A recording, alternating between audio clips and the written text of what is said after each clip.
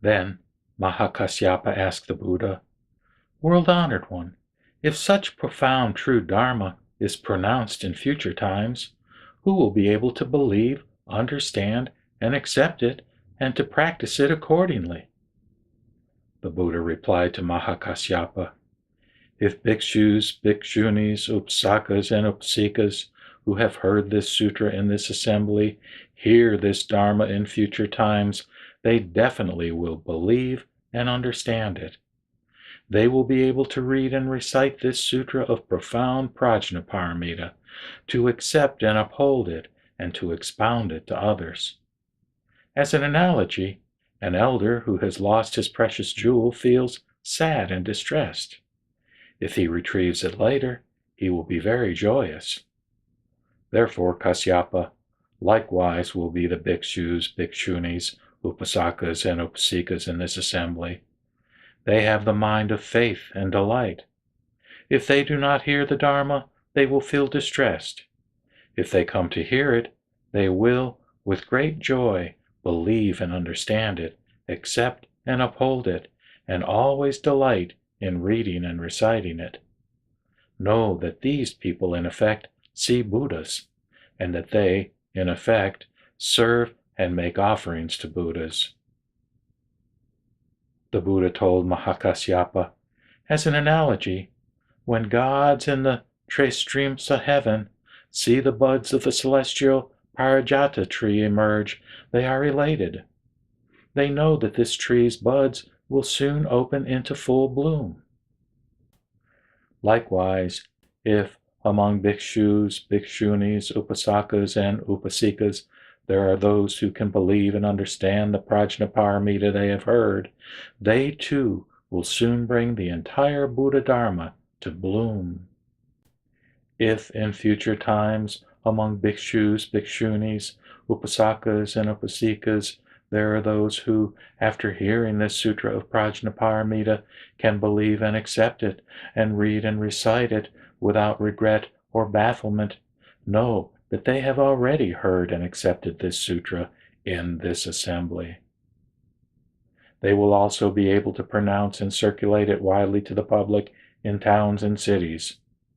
Know that they will be protected and remembered by Buddhas.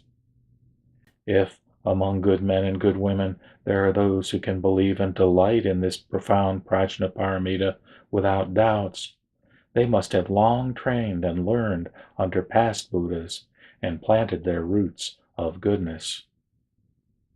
As an analogy, a man stringing beads with his hands suddenly comes across an unexcelled genuine jewel. His heart is filled with great joy.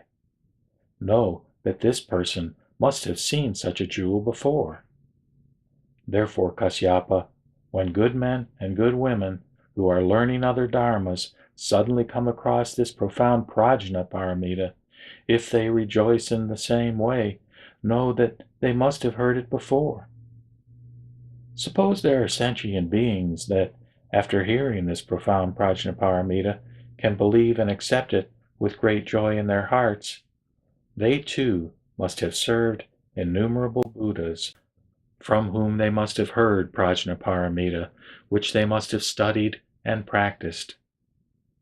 As an analogy, a person has passed and seen a city or a town. Later on, he hears others praise how lovely in this city are the gardens, ponds, fountains, flowers, fruits, and trees, as well as the male and female residents, and he is very happy to hear these things. He even asks them to describe this city with its gardens, beautiful decorations, various flowers, ponds and fountains, an abundance of sweet fruits, various kinds of wonders, and all the lovely things. After hearing these descriptions again, this person will be even happier. Those who react in the same way as this person must have seen it before.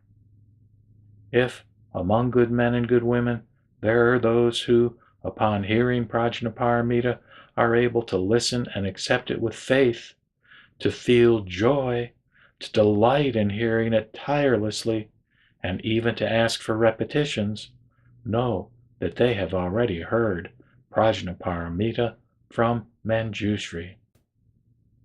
Mahakasyapa said to the Buddha, "World-honored one, if in future times among good men and good women there are those who, having heard this profound Prajnaparamita, listen and accept it with faith and delight, we should know by this indication that they too have heard it from past Buddhas and have studied and practiced it."